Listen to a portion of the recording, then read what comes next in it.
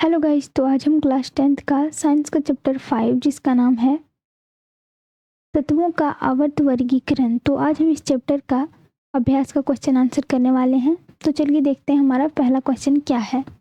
तो हमारा first question है, आवर्त श्रेणी में बाईं से दाईं ओर जाने पर प्रवृत्तियों के बारे में कौन सा कथन असत्य है।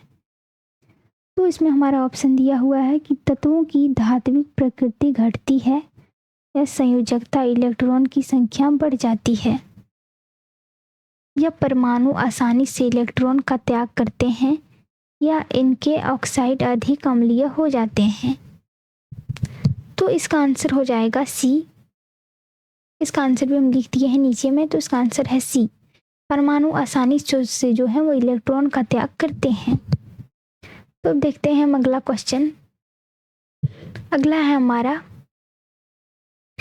परमाणु आसानी से इलेक्ट्रॉन का त्याग करते हैं। ओ सॉरी, ये हमारा इसका आंसर था। तो अब देखते हैं हम नेक्स्ट क्वेश्चन। नेक्स्ट है हमारा, तत्व XXCl2 सूत्र का वाला एक क्लोराइड बनता है जो एक ठोस है तथा जिसका गलनांक अधिक है। आवर्त सारणी में यह तत्व संभवतः किस समूह के अंतर्गत होगा। तो इसमें ऑप्शन दिया हुआ है हमारा NaMgAlSi। तो इसका आंसर भी है यहाँ पे। तो इसका आंसर हो जाएगा बी नंबर Mg, मतलब कि मैग्नीशियम। अगला क्वेश्चन है हमारा, किस तत्व में, इसमें ऑप्शन है कि दो कोष हैं तथा दोनों इलेक्ट्रॉन से पूर्णित है, और ऑप्शन बी में है कि इलेक्ट्रॉनिक विन्यास 282 है, और सी में है कि कुल 3 कोष हैं तथा संयोजकता कोष में 4 इलेक्ट्रॉन हैं। अगला है हमारा, ये सब क्वेश्चंस हैं कि कुल 2 कोष हैं तथा संयोजकता कोष में 3 इलेक्ट्रॉन हैं, और अगला है हमारा, दूसरे कोष में पहले कोष के 2 गुने इलेक्ट्रॉन हैं। तो ये सब का आंसर हो जाएगा, पहला का है हमारा, पहला जो क्वेश्चन था हमारा ये देख लेते हैं हम। तो पहला क्वेश्चन है कि 2 कोष हैं तथा दोनों इलेक्ट्रॉन से पूर्णित है। तो इसका आंसर हो जाएगा नियॉन। नियॉन हो जाएगा। अगला क्वेश्चन है हमारा, इलेक्ट्रॉनिक विन्यास 282 है। तो इसका आंसर हो जाएगा मैग्नीशियम। मैग्नीशियम इसका आंसर हो जाएगा। अब देखते हैं हम नेक्स्ट। तो नेक्स्ट है हमारा, कुल 3 कोष हैं तथा संयोजकता कोष में 4 इलेक्ट्रॉन हैं। तो इसका आंसर हो जाएगा सिलिकॉन।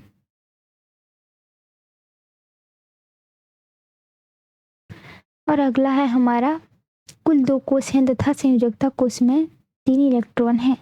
तो इसका हो जाएगा बोरॉन। और अगला है हमारा, दूसरे कोष में पहले कोष से 2 गुने इलेक्ट्रॉन है। तो इसका हो जाएगा कार्बन। तो ये हो गया आंसर। तो पहला हमारा, किस तत्व में 2 कोष हैं तथा दोनों इलेक्ट्रॉन से पूर्णित है। तो नियॉन जो है वो जिसमें 2 कोष हैं तथा दोनों इलेक्ट्रॉनों से पूर्णित हैं। और बी में हमारा क्वेश्चन था कि इलेक्ट्रॉनिक विन्यास 282 है। तो इसका होता है मैग्नीशियम। अगला क्वेश्चन है हमारा, कुल 3 कोष हैं तथा संयोजकता कोष में 4 इलेक्ट्रॉन हैं। तो सिलिकॉन का कुल 3 कोष है, उसका संयोजकता कोष में 4 इलेक्ट्रॉन है। और डी में है जो हमारा क्वेश्चन है, कुल 2 कोष हैं तथा संयोजकता कोष में 3 इलेक्ट्रॉन है। तो बोरॉन का कुल 2 कोष होता है और संयोजकता इलेक्ट्रॉन में 3 इलेक्ट्रॉन होता है। और ई का हमारा जो क्वेश्चन था, दूसरे कोष में पहले कोष से 2 गुने इलेक्ट्रॉन है। तो कार्बन का जो है वो दूसरे कोष में पहले कोष से 2 गुने इलेक्ट्रॉन है। तो अब देखते हैं हम नेक्स्ट क्वेश्चन। नेक्स्ट है हमारा क्वेश्चन, आवर्त श्रेणी में बोरॉन के स्तंभ के सभी तत्वों के गुणधर्म, कौन से गुणधर्म समान हैं। और बी का क्वेश्चन है, आवर्त श्रेणी में फ्लोरीन के स्तंभ के सभी तत्वों के कौन से गुणधर्म समान हैं। तो इसका आंसर हो जाएगा ए नंबर का, संयोजकता 3 के बराबर होती है और बी का आंसर हो जाएगा संयोजकता 1 के बराबर होती है। तो अब देखते हैं हम नेक्स्ट क्वेश्चन। नेक्स्ट है हमारा, एक परमाणु का इलेक्ट्रॉनिक विन्यास 287 है। इस तत्व की परमाणु संख्या क्या है? निम्न में से किस तत्व के साथ इसकी रासायनिक समानता होगी? परमाणु संख्या अष्टक में दी गई है। तो इसका आंसर है, एक है N7 7 F9 P15 या AR18। तो इसका आंसर हो जाएगा, इस तत्व की परमाणु संख्या 17 है, 17 हो जाएगा। और निम्न में से F9 के साथ इसकी रासायनिक समानता होगी इसके साथ। तो अब देखते हैं हम नेक्स्ट क्वेश्चन। तो नेक्स्ट क्वेश्चन है हमारा, आवर्त श्रेणी में 3 तत्व A B C स्थित निम्न प्रकार हैं। तो पहला है हमारा समूह 16 और दूसरा है समूह 17। तो इसमें है कि अब बताइए कि A धातु में है या B धातु है, अधातु है या धातु है, ये धातु है या अधातु, और ये की अपेक्षा C अधिक अभिक्रियाशील है या कम, C का साइज B से बड़ा होगा या छोटा, तत्व ये किस प्रकार के आयन धनायन का या ऋणायन बनाएगा। तो इसका आंसर हमारा दिया है कि A जो है वो अधातु है, A की अपेक्षा C कम अभिक्रियाशील है, C का साइज B से बड़ा होता है और तत्व A अपने अष्टक पूरा करने के लिए धनायन बनाएगा। तो अब देखते हैं हम नेक्स्ट क्वेश्चन। नेक्स्ट है हमारा क्वेश्चन की नाइट्रोजन परमाणु संख्या 7 तथा फास्फोरस परमाणु संख्या 15 आवर्त सारणी के समूह 15 के तत्व हैं। इन दोनों तत्वों का इलेक्ट्रॉनिक विन्यास लिखिए। इनमें से कौन सा तत्व अधिक ऋण विद्युत होगा और क्यों? तो इसका आंसर हो जाएगा नाइट्रोजन 7, इसका हो जाएगा 2 और 5, और इसका फास्फोरस का हो जाएगा 15 और 2 और 8 और 5। और चूंकि समूह में ऋण विद्युतता ऊपर से नीचे की ओर जाते जाते घटती जाती है, इसलिए नाइट्रोजन सबसे अधिक ऋण विद्युत होगा।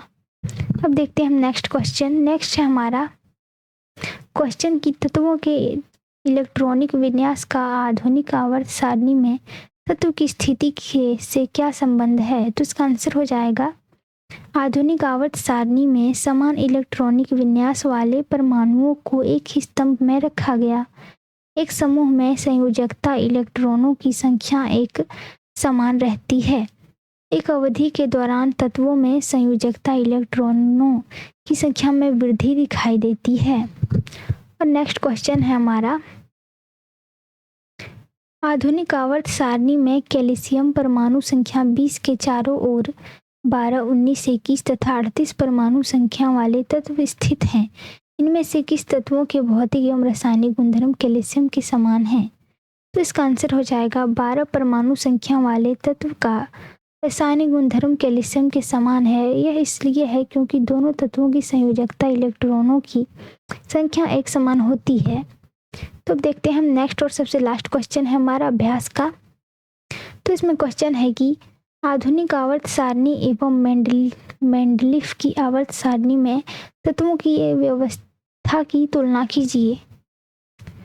तो इसका आंसर हो जाएगा, एक तरफ हम लिखे हैं मेंडलीफ की आवर्त सारणी, दूसरी तरफ है आधुनिक आवर्त सारणी। तो इसमें पहला पॉइंट है कि तत्वों को उनके परमाणु द्रव्यमान के आधार पर आरोही क्रम में व्यवस्थित किया गया है। और इसमें है आधुनिक आवर्त सारणी में तत्वों को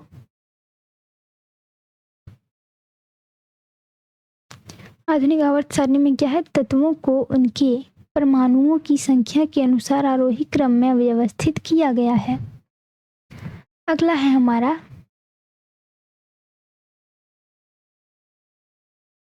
कि इसमें 8 समूह हैं मेंडलीफ की आवर्त सारणी में, और आधुनिक आवर्त सारणी में क्या है, इनमें 18 समूह हैं।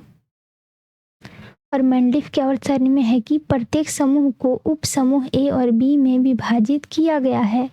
और आधुनिक आवर्त सारणी में है कि समूह को उप समूह में विभाजित नहीं किया गया है। और मेंडलीफ की आवर्त सारणी में है कि उत्कृष्ट गैसों के समूह उपस्थित नहीं हैं क्योंकि उस समय उत्कृष्ट गैस ज्ञात नहीं किए गए थे। और आधुनिक आवर्त सारणी है कि उत्कृष्ट गैसों के लिए अलग समूह है। और मेंडलीफ की आवर्त सारणी में है कि समस्थानिकों के लिए कोई स्थान नहीं। और आधुनिक आवर्त सारणी में है कि इस सारणी में कई समस्या को सुधार किया गया है क्योंकि स्तंभ को परमाणु संख्या के अनुसार निर्धारित किया गया। तो हमारा अभ्यास का क्वेश्चन सॉल्व हो गया, क्वेश्चन का आंसर। तो आई होप कि आपको अच्छे समझ में आ गया होगा। तो मिलते हैं नेक्स्ट वीडियो में, तब तक के लिए थैंक यू।